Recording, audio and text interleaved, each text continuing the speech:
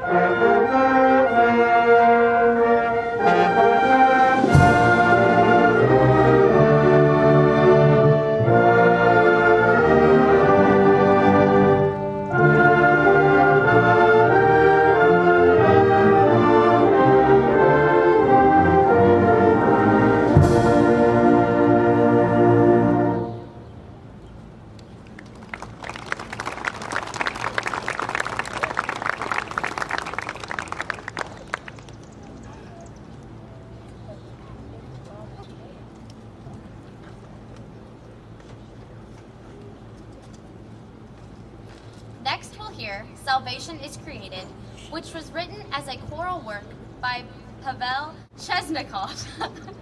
In 1912, by the age of 30, Chesnikov had completed nearly 400 sacred choral works, but his proliferation of church music came to an end at the time of the Russian Revolution.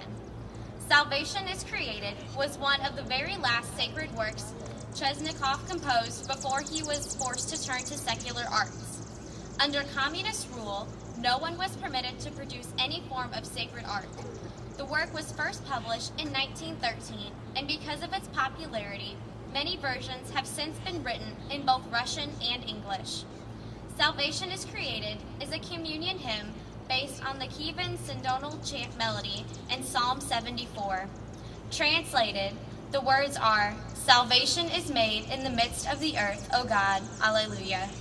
I hope you enjoy this piece, Salvation is Created.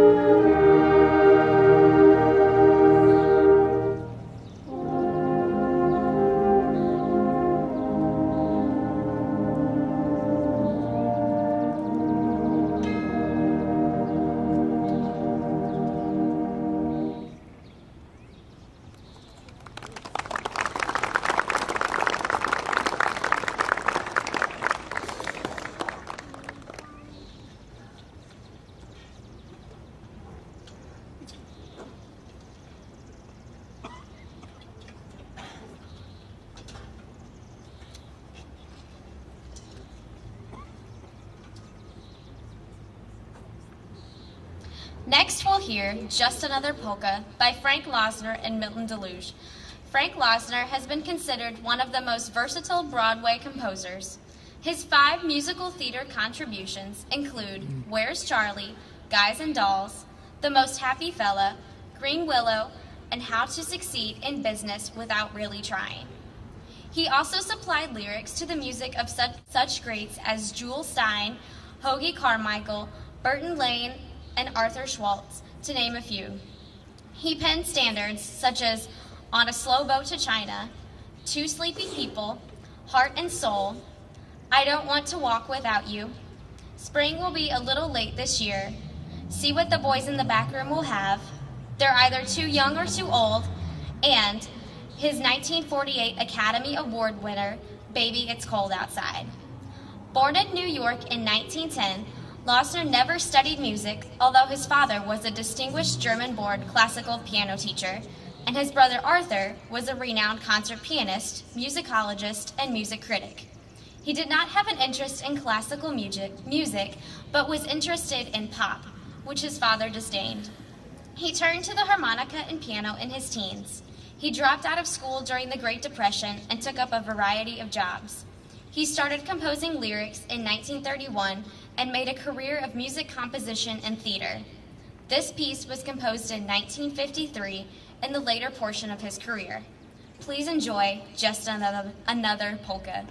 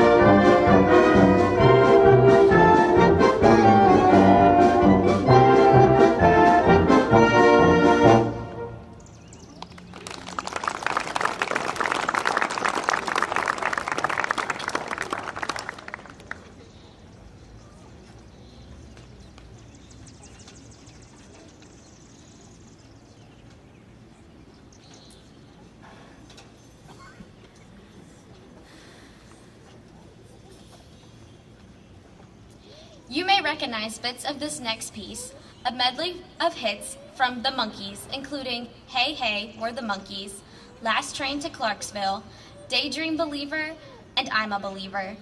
The group was originally assembled for the American TV series The Monkees, which aired from 1966 to 1968.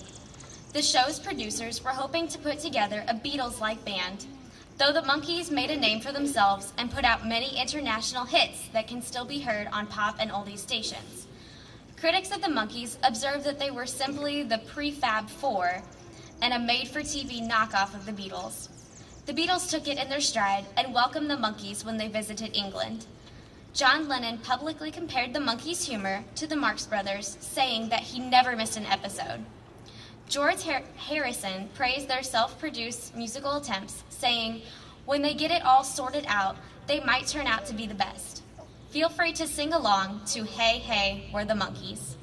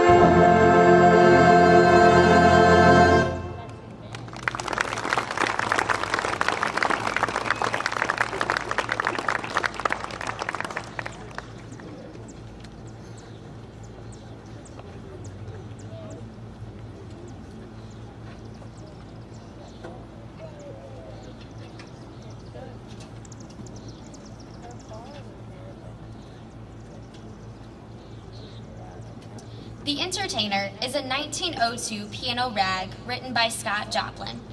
One of the classics of ragtime, it returned to the top international prominence as part of the ragtime revival in the 1970s, when it was used as the theme music for the 1973 Oscar-winning film, The Sting.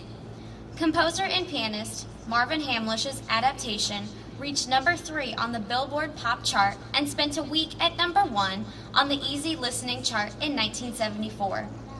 The Sting was set in the 1930s, a full generation after the end of ragtime's mainstream popularity, thus giving the mistaken impression that ragtime music was popular at that time. The Recording Industry Association of America ranked The Entertainer number 10 on its Songs of the Century list. Tap your toes along to this fun piece, The Entertainer.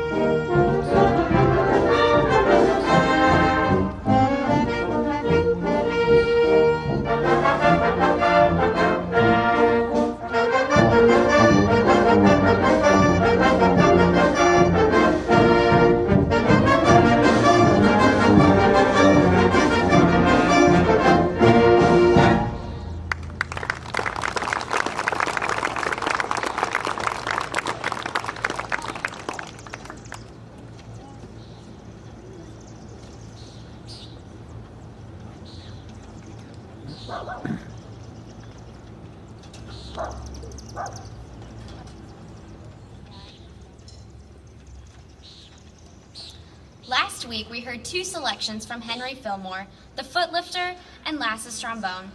This week, we've got another piece from the king of the trombone smear, Shoutin' Liza Trombone. Shoutin' Liza Trombone was originally called Hallelujah Trombone for Fillmore's use of the introduction of the Hallelujah Chorus by George Frederick Handel. Fillmore wrote Hallelujah Trombone in 1920 as a trombone spasm of the Hallelujah Chorus. When his father, who owned Fillmore Brothers Publishing, discovered it to make fun of religious music, he ordered the return of the copies to the company and destroyed them. Fillmore later published the piece under the name Shoutin' Liza Trombone, as it is best known to play. Today, please enjoy Shouting Liza Trombone.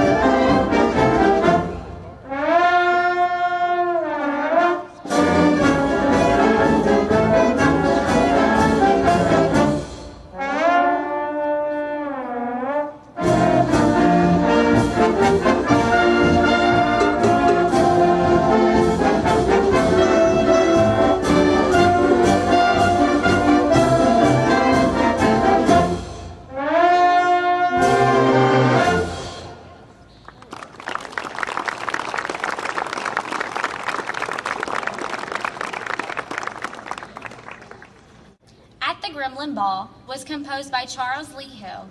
Hill was a music educator and composer for 49 years in the state of Texas. He wrote many notable jazz and swing pieces, such as Red Rhythm Valley. Hill was a self-taught musician, playing saxophone and clarinet. Aside from his own compositions, he arranged over 20 works of others. At the Gremlin Ball was once performed by the Air Force Band for a combined audience of 20 million people in 40 countries on 5 continents, as well as command performance at Buckingham Palace. Hill was the conductor of Houston's popular Good Times Brass Band from 1982 to 1992. He was also Director Emeritus of Houston Space City Concert Band. This piece also features Brill Badley on trumpet. Please enjoy Hill's At the Gremlin Ball.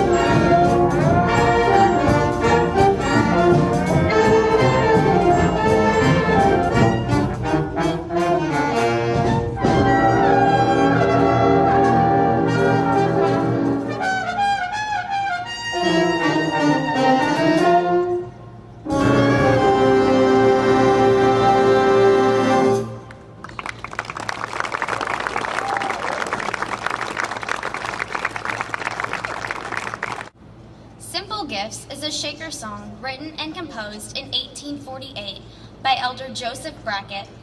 Though often classified as an anonymous Shaker hymn or work song, it is better classified as a dance song.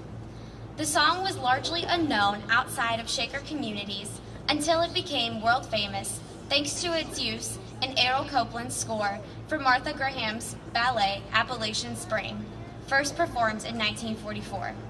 Copeland used Simple Gifts a second time in 1950 in his first set of Old American songs for voice and piano, which was later orchestrated. Many people thought that the tune of Simple Gifts was a traditional Celtic one, but both the music and original lyrics are actually compositions of Brackett. The St. Genevieve Municipal Band would like to dedicate this piece to the memory of Miss Janine Stange, a former band member for whom this was a favorite number. I hope you enjoyed this beautiful song, Simple Gifts.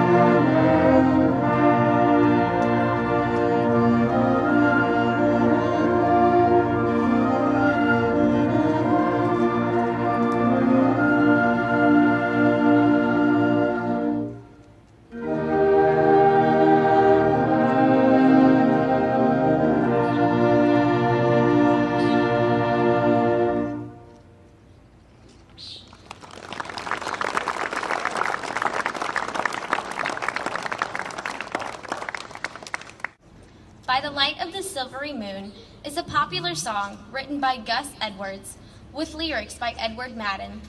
The song was published in 1909 and was one of a series of moon-related Tin Pan Alley songs of the era. This popular tune has been used in a great many television shows and motion pictures. The song was one of a number of early 20th century songs which were used as titles of musical films made by Doris Day in the late 1940s and early 1950s. The chorus goes, "By the light of the silvery moon, I want to spoon with my honey, I'll croon love's tune. Honey moon, keep a shinin' in June. Your silvery beams will bring love's dreams. We'll be cuddling soon by the light of the silvery moon." I hope you enjoy this light-hearted summertime love song.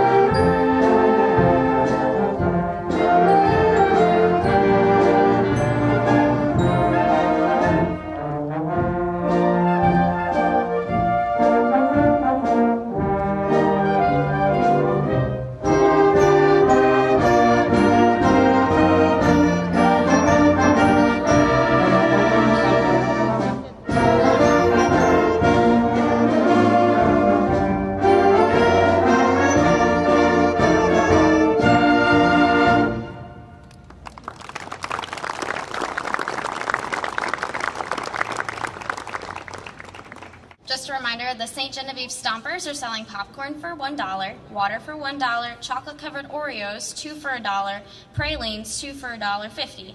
Part of the proceeds will go to the local food pantry. Our next piece is going to be a march, The Trombone King, composed by a low brass master, Carl King. As you probably guessed, this piece features the trombones. Composer Carl King grew up as a self-taught musician with very little schooling of any kind. At 18, he began a career playing in and directing circus bands, including those of Barnum and Bailey, Robinson Famous Shows, the Sells Floto Circus, and Buffalo Bill's Wild West Show. King settled down in Fort Dodge, Iowa in 1920, and for the next 51 years conducted the city's municipal band. King published more than 300 works, gallops, waltzes, overtures, serenades, rags, and 188 marchers and screamers. He seemed to like composing under pressure and often composed in tight spots, such as by oil lamp and cramped circus tents. I hope you enjoyed The Trombone King, which will be conducted by Miss Shelley C. Jokerst. Will she come forward, please?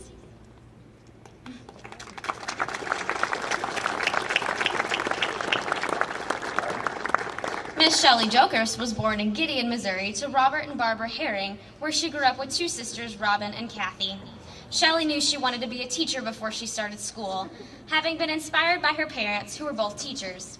After graduating high school, Shelley went to Southeast Missouri State University and graduated with her Bachelor of Science in Education in 1984 with a major in English.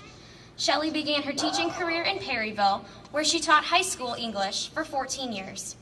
Continuing her education, Shelley earned her Master of Arts in Secondary Administration in 1998 and was the high school principal at Burney High School in Burney, Missouri until 2002. At this point, Shelley took the position of Assistant Superintendent at St. Genevieve R2 School District and received her specialist education in 2003. Miss Shelley Jokers has been happily serving in this position for 10 years and has been selected by the District Board of Education to be superintendent beginning in July 2012, a position which she has held until her retirement at the end of this past school year. Please welcome Mrs. Shelley Jokers.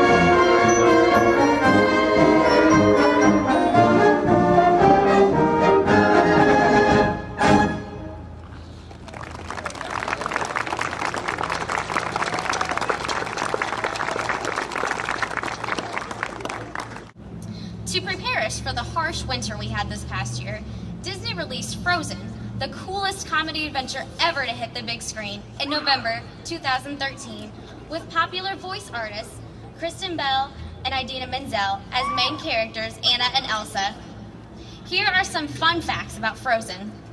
Jennifer Lee, its co-director, is the first female director to have directed a full-length Disney animated movie.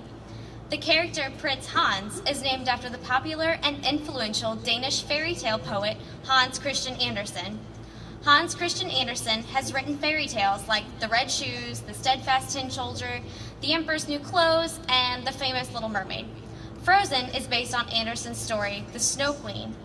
Our next piece, Highlights from Frozen, arranged by Sean O'Lowlin, features memorable tunes from Disney's Frozen, such as Bewley, Do You Want to Build a Snowman, For the First Time in Forever, and Let It Go. O'Lowlin is the principal pops conductor for Symphoria. His vibrant rhythms, passionate melodies, and colorful scorings characterize his music. Growing up in Syracuse, New York, he displayed an aptitude for music at an early age. His musical career began to take shape under the direction of Larry Clark, the vice president of Carl Fisher Music, which currently publishes his music with Hal Leonard. O'Loughlin is an annual ASCAP Special Awards winner and was a composition fellow at the Henry Mancini Institute. His recent collaborations include artists like Sarah McLachlan, Adele, Josh Groban, Steve Tyler, and Joe Perry, and Kelly Clarkson, and many more. Please enjoy his arrangement of highlights from Frozen.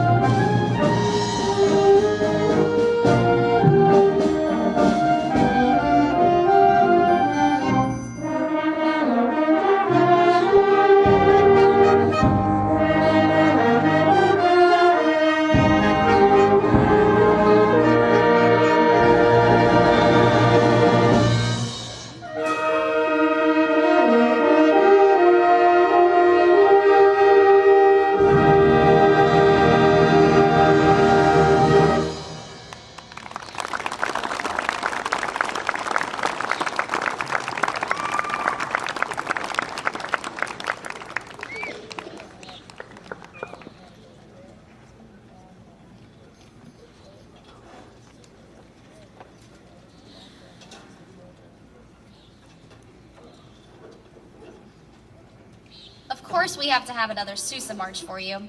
The Fairest of the Fair was written by John Philip Sousa for the Boston Food Fair of 1908.